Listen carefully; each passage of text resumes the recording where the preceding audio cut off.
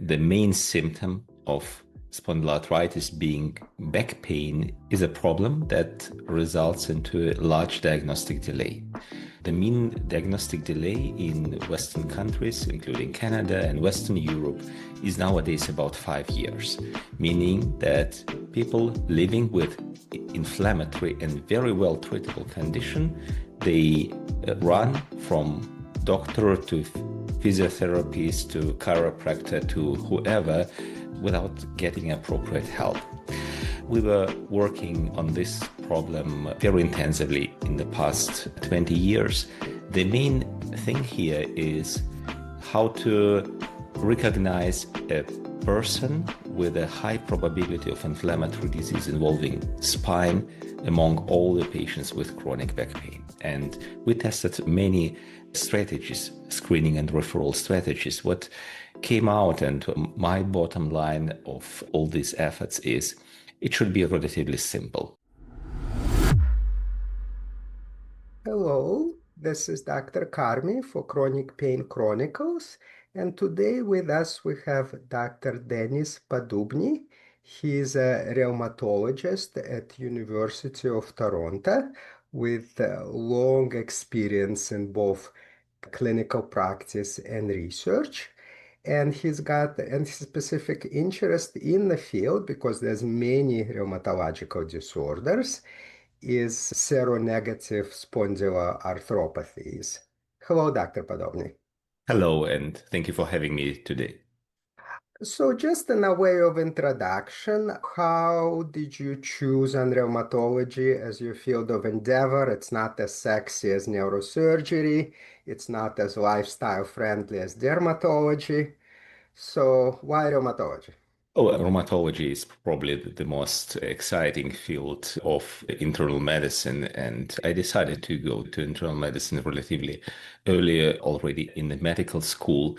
It is an intellectual challenge, and specifically rheumatology is one of the rare disciplines where you need to be really an internal medicine specialist, because we're dealing with conditions involving immune system, and immune system is everywhere, and immune system can affect any organ in the human body. And the conditions we're working with, they may affect people from very young adults to elderly people. So it is huge spectrum in terms of manifestations and in terms of age structure. Okay, so it's an intellectual challenge. Absolutely. Okay, so let's maybe meander a little bit into the specific topic today. And I think there's a reason actually why I felt it was very interesting. And the topic is spondyloarthropathies. One of the reasons I find this particular disorder interesting is that majority of inflammatory joint disorders primarily involve joints like knees, ankles, hands, wrists, etc., which is a fairly distinctive pattern. But the thing about seronegative spondyloarthropathies is that they involve the spine as their primary target. And unlike other areas, the vast majority of back pain is caused by degenerative problems, degenerative disc disease, osteoarthritis of facet joints. And so I always suspected that there's a lot of patients with ankylosing spondylitis and other arthropathies that get missed. Because in clinical practice, if 99% of back pain is degenerative, then it's almost anytime you see a patient, you assume it's just degenerative problem and you treat it as such, which I suspect means that you're going to miss a lot of patients with ankylosing spondylitis. Any thoughts on that? Is there a way that somebody can get a sense that maybe this is not your garden variety degenerative disc disease, that there's an inflammatory condition going on? Yes, very good. I'm very glad you touch upon this topic. So This is a problem which persists already for many years, and the main symptom of spondyloarthritis being back pain is a problem that results into a large diagnostic delay. The mean diagnostic delay in Western countries, including Canada and Western Europe, is nowadays about 5 years, meaning that people living with inflammatory and very well treatable condition, they run from doctor to physiotherapist to chiropractor to whoever without getting appropriate help. We were working on this problem very intensively in the past 20 years.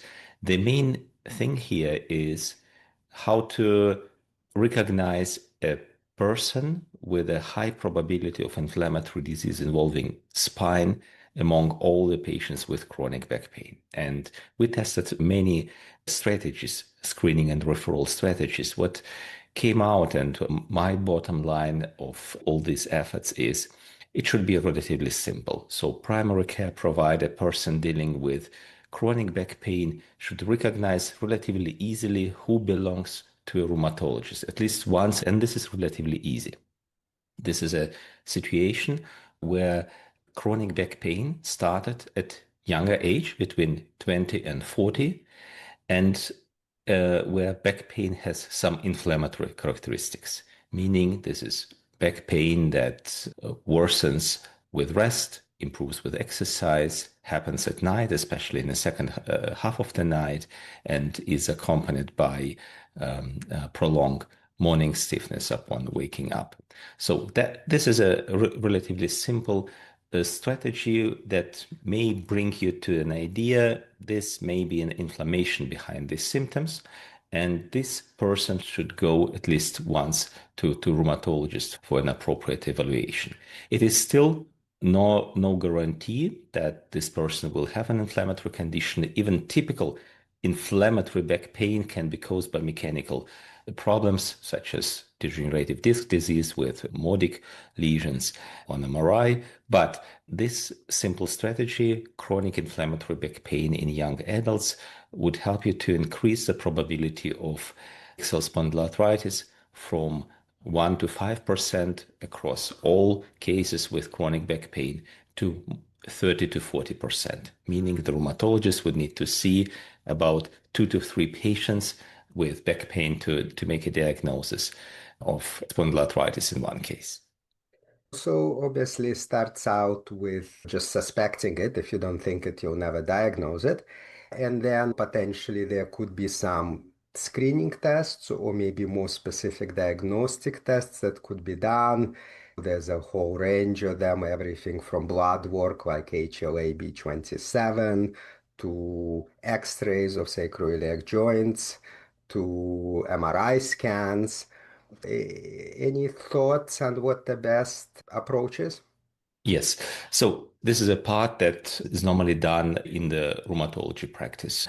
The issue still is that we do not have all decisive tests. So HLA-B27 you mentioned is a genetic marker which is positive in 80 to 90% of cases with axial spondyloarthritis, but it is also positive in about 9% in the general population. And if you go up north, you will see even higher background prevalence of this genetic marker. The inflammatory markers in the blood, they are positive in about 40 to 50% of the cases. And we often rely a lot on the imaging. Many years it used to be X-rays, but X-rays, they demonstrate already advanced structural changes. Nowadays, the golden standard of visualization of inflammation in the sacroiliac joints in the spine is MRI. And MRI improved the diagnostic a lot. So nowadays we can diagnose this disease very early, of course, if the patient is referred to us early. But very broad use of MRI resulted nowadays to another problem. So we were starting with long diagnostic delay. We were working on shortening the diagnostic delay. We are in a good way, but now we are running into an issue of overdiagnosing axial spondyloarthritis. And the reason for this is that some changes we see on MRI, especially bone marrow edema on MRI in the sacroiliac joints and in the spine, may well be induced by mechanical changes. So mechanical degenerative changes. And this is a big issue which was not that clear about 20 years ago when first criteria were published and everybody was so happy. Hey, we can diagnose this disease that early. We see bone marrow edema. It must be axial spondyloarthritis. And now we're coming to a more differentiated approach. We know how the spondyloarthritis, typical bone marrow edema should look like. And we have also good idea how mechanically induced bone marrow edema looks like. But it is a learning curve and it is not easy. And we try to educate nowadays not only radiologists but also our colleagues rheumatologists, because rheumatologists at the end of the day they're responsible for the diagnosis, and if the diagnosis is not correct, if it is osteoarthritis in the sacroiliac joints causing bone marrow edema, there won't be a good effect from treatment options we're using, including most advanced ones, biologics and targeted synthetic disease modifying anti-rheumatic drugs. So let's maybe move on to talking then a little bit about the treatment. One of the important reasons, from what I understand, in diagnosing these conditions isn't just opportunity to control the pain better, but also these are systemic conditions and they cause inflammations in other organs. And so by treating ankylosing spondylitis, you may not just be treating the pain, you may also be protecting some of these other organs. The one that comes to mind is eyes. So what other organs can ankylosing spondylitis affect, and does treatment protect those organs?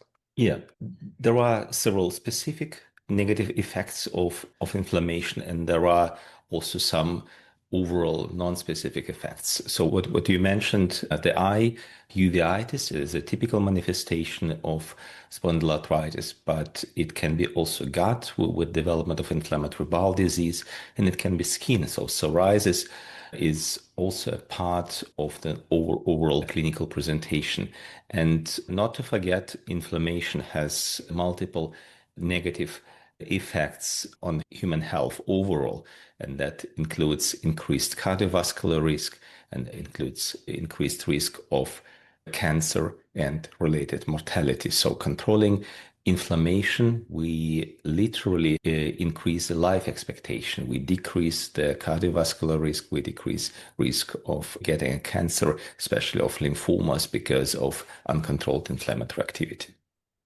Is there studies to suggest that actually treating patients with ankylosing spondylitis prolongs their life or reduces chances of some of these disorders?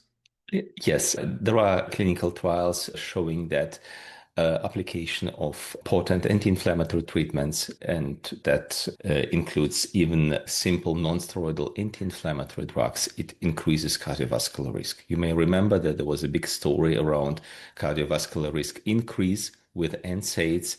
It may be true in primary non-inflammatory conditions such as osteoarthritis, but in ankylosing spondylitis, there is a big study, a population-based study that showed that actually they are protective.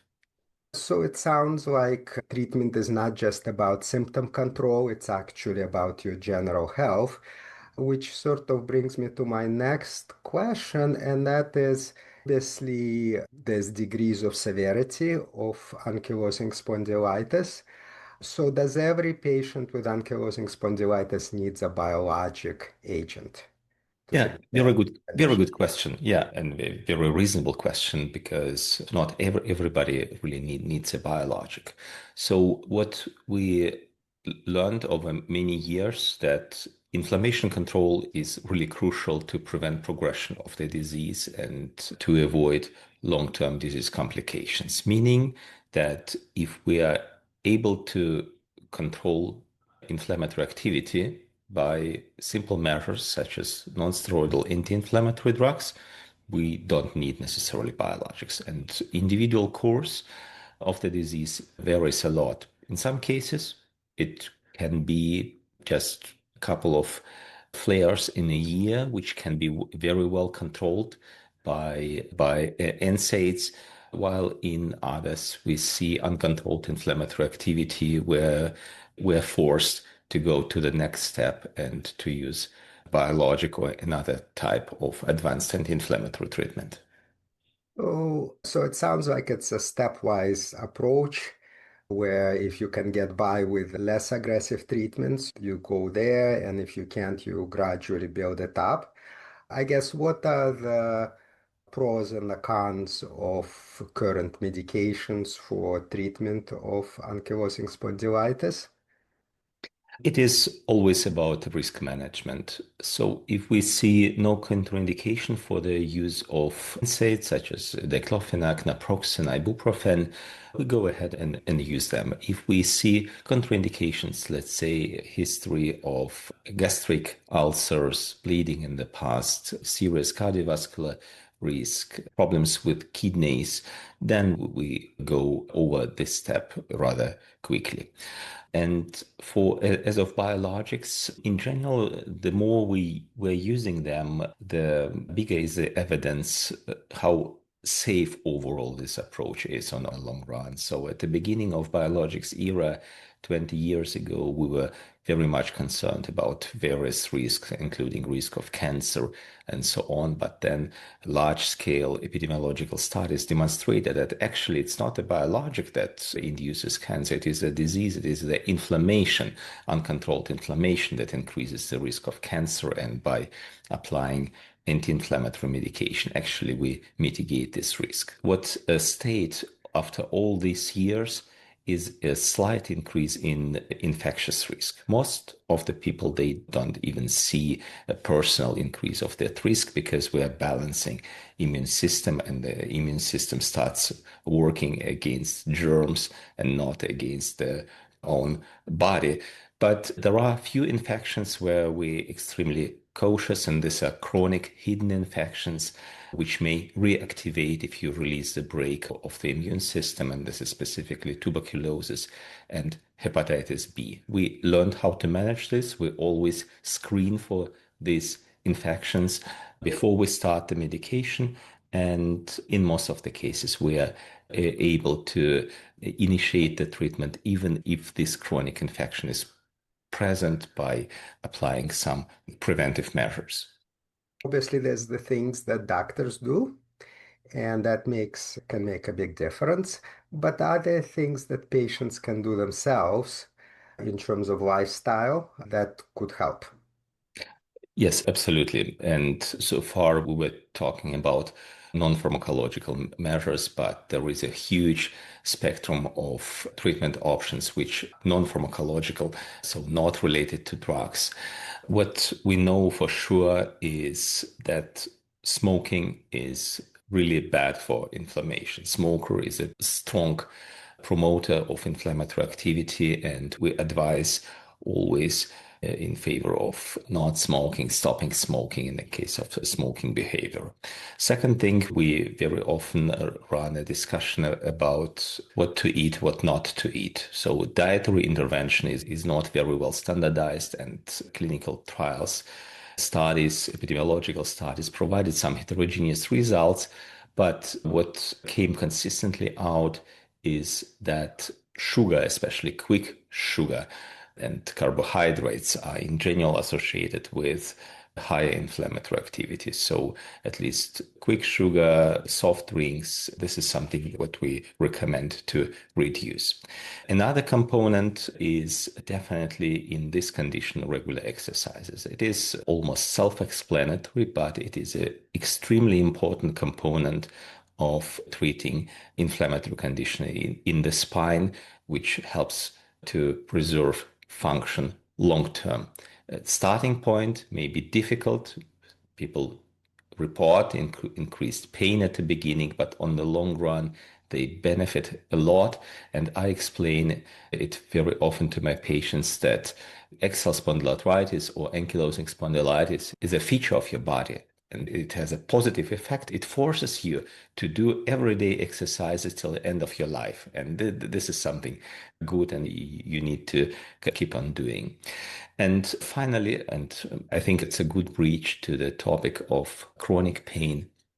In some cases, we apply our medication, we do some non-pharmacological intervention, including exercises, education, and so on, but the pain persists. And this is always a reason for us to look at some other factors potentially contributing to pain. And this is where some environmental and social psychological factors do play a major role. And specifically, it is anxiety, depression, and poor sleep that may contribute to the perception of having pain, chronic pain, despite well controlled inflammatory activity.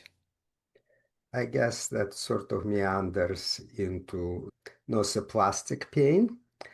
At least in my experience, nociplastic pain, which essentially means pain not because a target is necessarily injured, but rather because the nervous system, which sends the pain signals, becomes hypersensitive and starts to send pain signals without really a good cause.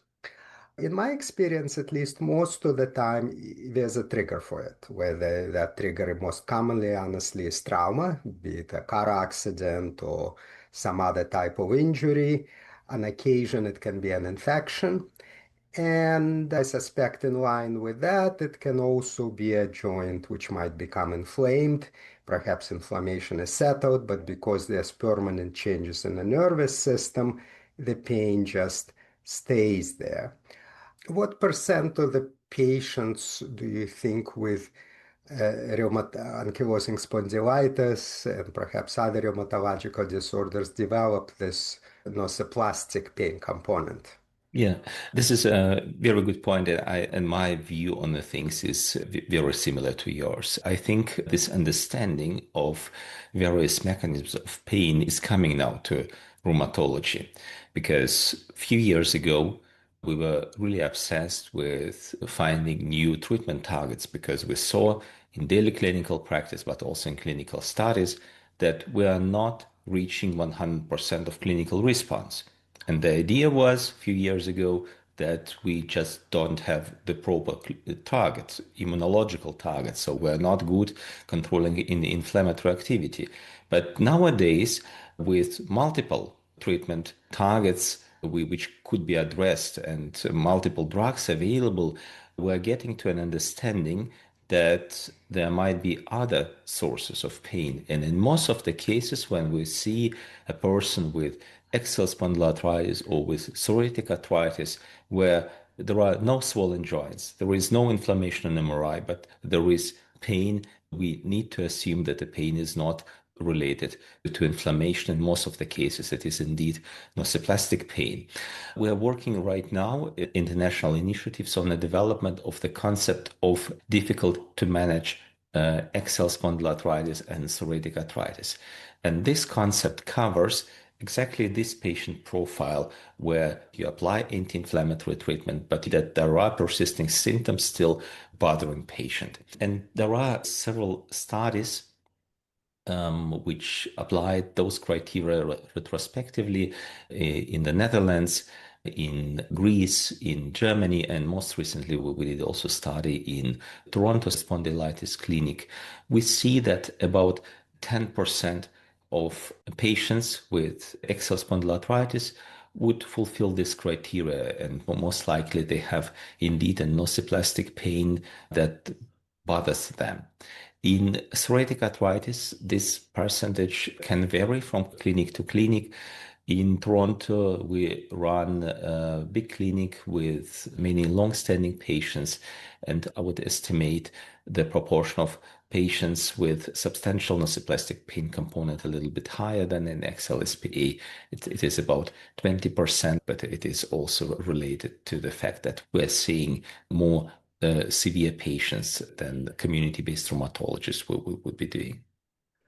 So perhaps to end this, where's the field going? I guess what are the likely treatments of the future?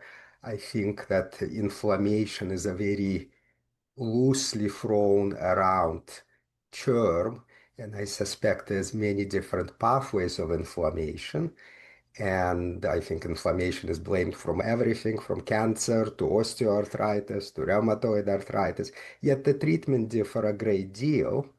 So there's probably many different types of inflammation, and perhaps fine-tuning would cause some progress. There's a lot of talk about microbiome, and perhaps the bacteria that live in our bowels in particular perhaps have an impact on the level of inflammation, not to mention things like CRISPR, vagus stimulation for rheumatoid arthritis that seems to be in vogue right now. So where do you think the field is going?